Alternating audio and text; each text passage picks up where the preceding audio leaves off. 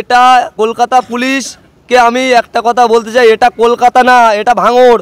শুধরে যাও, না হলে ভাঙড়ের মানুষ শুধরে দেবে। পরিষ্কার কথা, তোমরা শুধরে যাও, না হলে ভাঙড়ের মানুষ শুধরে দেবে। এটা তুমি কলকাতা ভাবনি যে কলকাতা, এটা ভাঙড়। ভাঙড়ের আইএসএফ নেতা রাহুল মোল্লা ৬২ দিন পর জেল থেকে ফিরে, তবুও ভাঙড়ের আইএসএফ ছেলেদের রোকার ক্ষমতায় তৃণমূল কংগ্রেস তথা পুলিশের নেই। আর একটা কথা বলে রাখি, আপনারা সবাই জানেন, পশ্চিমবাংলায় সবাই জানে, পুলিশ বিনা তৃণমূল নির্মূল। এই পশ্চিমবাংলায় শুধু পুলিশের জোরে এখনো তৃণমূল ঠিক আছে। পুলিশ যেদিনকে মাথার উপর থেকে হাত তুলে দেবে, সেদিনকে তৃণমূলকে খুঁজে পাওয়া যাবে না।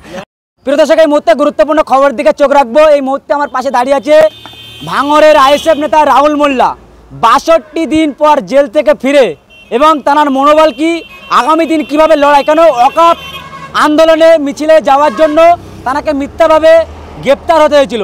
এই মুহূর্তে তিনি কিন্তু বাড়ি ফিরেছেন এবং সাধারণ মানুষের কি বার্তা পাচ্ছেন এবং কি দাবি জানাবেন সাধারণ মানুষের জন্য আমরা সরাসরি কথা বলার চেষ্টা করব এবং যেখান থেকে দেখছেন ভিডিওটা ধীরগতিতে শেয়ার করার চেষ্টা করছি। দেখুন, আজকে যে আমাদের যে 14ই এপ্রিল যে প্রোগ্রামটা ছিল, যে কেন্দ্র সরকার যে ওয়াকফ বিল একটা পাস করেছিল, তার বিরুদ্ধে আমাদের শিয়ালদায় একটা প্রতিবাদ সভা ছিল। সেই সভাকে যাওয়াকে উদ্দেশ্য করে আমাদের সোনপুরে একটা দুর্ঘটনা ঘটে। সেই দুর্ঘটনা ঘটার পরে আমাদের প্রায় 42-43টা ছেলে জেল খাটে। আমরা আজকে বলতে চাই এতটুকুই, যে সেই দিনকে যদি আপনারা সকাল থেকে সন্ধ্যা পর্যন্ত যদি ভিডিও ফুটেজগুলো দেখেন, যে কিভাবে আমাদের আইএসএফের ছেলেরা বা আইএসএফের যত লিডারশিপ যারা দেয়, কিভাবে প্রশাসনদেরকে হেল্প করেছে সেই দিনকের ব্যাপারটা। তারপরেও আমরা প্রশাসনকে বারংবার জানাই যে কিছু বাসন্তী, কিছু মানুষের দিক দিয়ে গাড়ি আসে, সেই গাড়িতে যে ঝান্ডাগুলো মারা ছিল সেগুলো হলো জমিয়াতে ওলামা হিন্দ সিদ্দিকুল্লাহর একটা সংগঠন আছে, সেই সংগঠনের সাদা এবং ব্ল্যাক কালারের পতাকা ছিল। তারা এসে অশান্তিগুলো পাকিয়ে আমাদের ঘাড়ে দোষটুকু আমাদের ঘাড়ে আসে। আমরা বারংবার প্রশাসনদেরকে বলার পরেও প্রশাসন শোনেনি, আমাদের ছেলেদেরকে অ্যারেস্ট করে।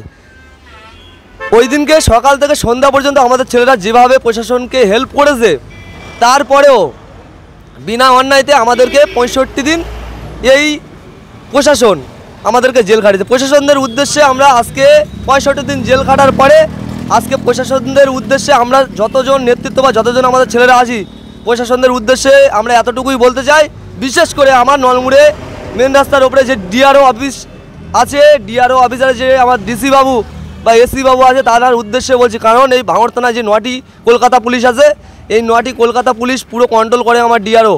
সেই ডিআরওকে উদ্দেশ্য করে আমি বলতে চাই যে আমরা যে আপনাদেরকে যে হেল্পটুকু করেছি সকাল থেকে সন্ধ্যা পর্যন্ত, তার কি গিফট হিসেবে আমাদের কি 65 দিন জেল খাটানো হয়েছে? উত্তরটা আমি আপনার কাছে ছুড়ে দিলাম। এবং সাথে সাথে আমার নামে যে 6টি কেস এবং 4টি পিসি যে আমাদের সবাইকে হলো, তা এটা কি আমার প্রশাসনের তরফ থেকে কি আমাদেরকে গিফট দেওয়া হয়েছে? তারপরেও আমরা বলবো, যদি কোনো রকম প্রশাসনের দিক থেকে আমাদের ছেলেদের কোনো রকম অবসান হয়ে থাকে, আমাদেরকে প্রশাসন বলবে, তারপরেও আমরা প্রশাসনকে হেল্প করব। এতটুকু বলতে চাই। আমরা ওয়াকফ মোল্লা বলার পরে তার 24 ঘন্টা অতিবাহিত হলো না, তার মধ্যে আইএসএফ নেতা রাহুল মোল্লাকে গ্রেপ্তার করলো। তাহলে কি বলবেন? ওয়াকফ মোল্লা তার আইএসএফ নেতারা গ্রেপ্তার হওয়ার পরেই ওয়াকফ মোল্লা একাধিক থানার ওসি আইসিদেরকে নিয়ে মিটিং করলে ভাঙড় বাজারে, কি বলবেন? তাহলে কি টিএমসি আর পুলিশ দুটোই কি এক? কোনটা আপনার দাবি? দেখুন, যারা নামটা বললেন, কারণ বলতে চায় না, আগের দিনকে দেখলেন কোনো একটা পীর সাহেব দায়িত্ব পাওয়ার পরে তার মানে সে কি বলছে, সে তার মাথা ঠিক নেই, তার কথা আমরা বলতে চাইনি। কিন্তু একটা কথা বলতে চাই, আমরা পুরো ডাইরেক্টলি একটা কথা বলতে চাই, যে এটা কলকাতা পুলিশকে আমি একটা কথা বলতে চাই, এটা কলকাতা না, এটা ভাঙড়। শুধরে যাও, না হলে ভাঙড়ের মানুষ শুধরে দেবে। পরিষ্কার কথা, তোমরা শুধরে যাও, না হলে ভাঙড়ের মানুষ শুধরে দেবে। এটা তুমি কলকাতা ভাবনি যে কলকাতা, এটা ভাঙড়। আর একটা কথা বলে রাখি, যেসব বাবুদের কথা বলছো, যে বাবু ফের দায়িত্ব পেলো, দেখো আগামী দিন এই ভাঙড়ের বুকে আরও কী হতে চলেছে দেখতে পাবে। এইসব বাবুদের আর খুঁজে পাবে না, কারণ আমরা দেখেছি আমাদের বাসন্তীতে বা যে আমাদের শাহজাহান ছিল, শাহজাহান মোস্তান, অনেক হিস্ট্রি দেখেছি। আজকে বাবু কোথায় বসে আছে, এ বাবুরও খুব শিগগিরই ওখানে গিয়ে বসবে। সেই লাইনটা কিন্তু মমতা ব্যানার্জি বানিয়ে দিয়েছে। এতটুকু বলতে চাই। সেই ভয়ে কি পুলিশ দিয়ে খেলানোর চেষ্টা করছে? ওটা বড় কথা না। পুলিশ দিয়ে ভাঙড়ে 9টা থানা কেন? ভাঙড়ে 9টা থানা কেন? যদি আচ্ছা সামথিং 26খানা 27খানা বুথ আছে, প্রতি বুথ ভিত্তিক যদি একটা করে থানা করে দেয় তবুও ভাঙড়ের আইএসএফ ছেলেদের রোকার ক্ষমতায় তৃণমূল কংগ্রেস তথা পুলিশের নেই। আর একটা কথা বলে রাখি, আপনারা সবাই জানেন, পশ্চিমবাংলায় সবাই জানে পুলিশ বিনা তৃণমূল নির্মূল। এই পশ্চিমবাংলায় শুধু পুলিশের জোরে এখনও তৃণমূল টিকে আছে। পুলিশ যেদিনকে মাথার ওপর থেকে হাত তুলে নেবে সেদিনকে তৃণমূলকে খুঁজে পাওয়া যাবে না।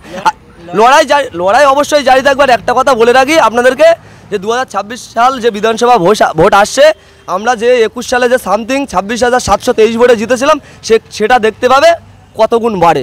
ভাঙড় 2 নম্বর ব্লকে টিএমসি নেতার ছেলে ওয়াকাব আন্দোলনের মিছিলে যাওয়ার জন্য তাকে 53 দিন জেল খাটতে হলো। শওকত মোল্লার কাছে গেলে তিনি বলেন যে ওয়াকাব আন্দোলনের মিছিলে কেন গিয়েছিল। এবং ভাঙড় 1 নম্বর ব্লকে আইএসএফ টিএমসি নেতা তিনিও কিন্তু গ্রেপ্তার হয়েছে এবং সেই আইএসএফের বিধায়ক নওশাদ সিদ্দিকী সাহেব জামিন করালো। কি বলবেন, তাহলে কি ওয়াকাব বা মুসলমানের জন্য মসজিদ মাদ্রাসা বাঁচানোর জন্য যদি আন্দোলন করা হয় তাহলে কি জেল খাটতে হবে ভাঙড়ে? দেখুন কি বলবেন? দেখুন একটা কথা বলি, এর আগে অনেক লিডার অনেক যখন প্রতিবাদ সভা হয় তারা গিয়ে বলছিল তোমরা দিল্লি গিয়ে প্রতিবাদ করো, এখানে গিয়ে প্রতিবাদ করো, ওখানে গিয়ে প্রতিবাদ করো। সব থেকে আমাদের মানে লাগার ব্যাপার হয় এটাই যে আমরা যদি কোনো ব্যাপার নিয়ে একটা প্রতিবাদ সভা করি তার পাল্টা এই চোর তৃণমূল তার পাল্টা সেই আন্দোলনের প্রতিবাদ না, এই আইএসএফের বিরুদ্ধে প্রতিবাদ সভা করে। এটাই আমাদের খুব আনন্দের একটা ব্যাপার লাগে। কারণটা হলো এই, আজকে যে ওয়াকাব বিল বলো আর যে বিলগুলো পাশ হচ্ছে তার বিরুদ্ধে এরা নয়, এরা সবসময় এরা আইএসএফের বিরুদ্ধে। আর যে শওকত মোল্লা টল্লা হাবিজাবি যেসব নাম বলছে এসব নামদারি মুসলমান, আপনারা সবাই জানেন নামদারি। কারণ আজকে আমি এক্সাম্পল ছোট্ট একটা কথা বলি, আজকে আমার একটা বাবু সম্পর্কই হয়, ওয়াকাব বিলের প্রতিবাদে আসছিল, কোনোই পার্টিই করে না লোকটার এন্ডার দিকে বাড়ি, সম্ভবত সে কোনো পার্টিই করে না, শুধু ওয়াকাব বিলের প্রতিবাদে গিয়েছিল। আমাদের সঙ্গে 65 দিন সেই মানুষটাকে জেল খাটিয়েছে। এদের কাছে ব্যাপার হলো ওয়াকাব বিল হোক আর যে কোনো বিল হোক ওই সব ফ্যাক্ট না, আইএসএফ ডাকলে যাওয়া যাবে না। এদের কাছে ভয় হলো যে আইএসএফ ডাকছে, এটা এদের কাছে বড় কথা। তার সাথে সাথে যে আপনি যে তৃণমূলের কথাগুলো বলছো, একটা আমাদের লাভ হয়েছে এটাই, আচ্ছা এর মধ্যে যে ছেলেগুলো জেল খেটেছে তার মধ্যে যদি আমাদের পার্টিটা করে থাকে সামথিং 4-5 জন হবে, ব্যালেন্স কিন্তু সব তৃণমূলের লোক ছিল। আমাদের একটা উপকার হলো কি বলেন তো, যে তাদের যে ফ্যামিলি যে তৃণমূলগুলো করে তাদের ফ্যামিলির ব্যাপার বা তাদের যত রিলেটিভ আছে সব ভোটগুলো কিন্তু সামনের বিধানসভা কিন্তু আমরা পাচ্ছি, এটা শাসক দলের মনে রাখা দরকার ছিল। শওকত মোল্লা ছাওয়াসেঙ্গি বাবলু মোল্লা, সেই বাবলু মোল্লাকে আপনাকে পাশে দেখা যাচ্ছে এবং তিনিও নাকি জেল কেটেছে, কি বলবেন?